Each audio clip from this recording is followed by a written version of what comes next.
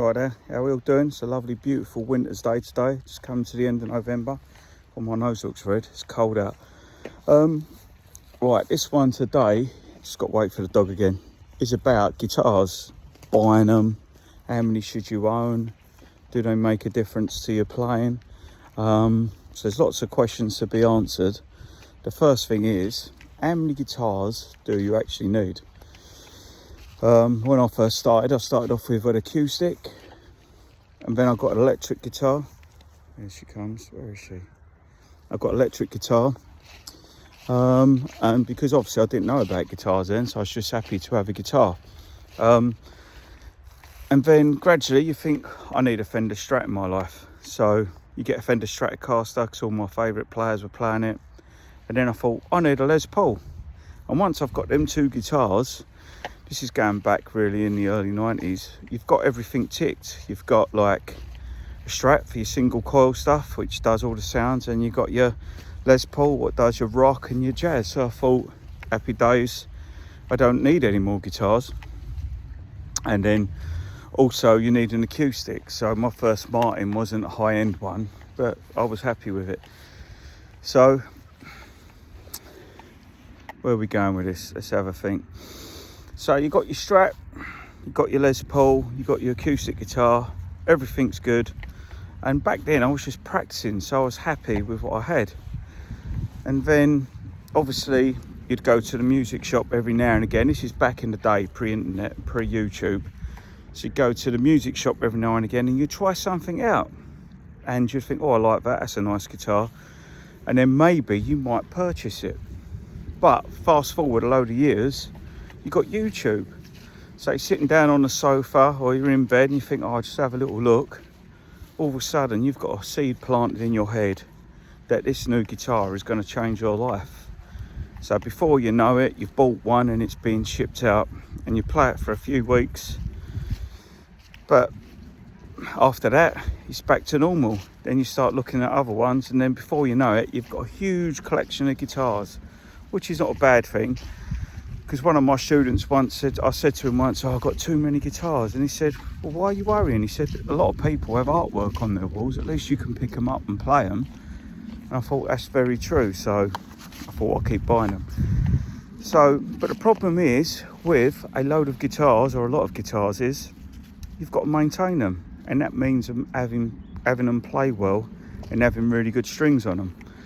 And when you've got a load of guitars, that's right impossible. So you might find yourself, you've got a really expensive guitar with old naff strings on, and you pick it up and you think, oh, I can't play that, the strings are like too old now, so you end up putting it down.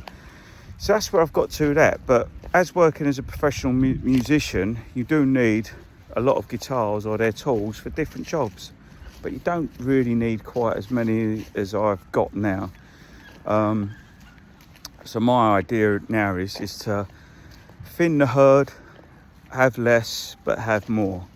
And what I mean by that is have only a few guitars which sound absolutely amazing and are always playing well and in tip-top condition. So if you buy that lovely acoustic and then you've got the same strings on it you had 2 years ago, you might as well have a cheaper guitar because you're not getting the full benefit out of it, if that makes sense. So that's just an opinion with it. And the other thing is, does a new guitar make you play better? That's a tough one really, because it can inspire you and it can give you enthusiasm to practice. But playing better on the guitar is about practice. It doesn't matter what guitar you have. If you look at the guitarists from years ago, they only used one guitar, didn't they? If you look at all the iconic guitarists, the majority of them, they just used one guitar, and that's what we associate with them. But now you've got a guitar for every occasion. So, and all different colours, like all the shops online, they've become stars, superstars in their own right, selling their different guitars. I mean, I think God knows how many guitars Fender and Gibson have got, which is nice if you want to buy them. Not saying it isn't, because they're nice things to have and own. But when it comes down to practicing, we can end up getting all the gear and having no idea. So my new thing is have less, but literally I've got more because they're going to be high quality and just playing in good condition. and go to your budget, what you can afford to do. So instead of having a load of guitars with old rusty strings on, maybe have a few and just enjoy the actual tone of them. Now another thing as well, what you can do if you do like buying guitars, a lot of people go, oh no, I'll get a brand new one. But the second-hand market is better really, because whatever you buy it for, you might make money on it, or you might actually just sell it for what you got for it, and it hasn't cost you anything. So that's another good investment as well. Just buying second-hand guitars, because there's lots of good deals out there. So all you got to do is have a look about and yeah, find one you like, buy it, and if you don't like it, you can sell it for literally the same price. Look at this, so beautiful over here. It's like autumn. Dog's happy. Where is she? There she is. There, Bella. That's Bella, everyone. So anyway, that's my advice on guitars, and yeah, just practice and enjoy them. All right, see you later. Bye.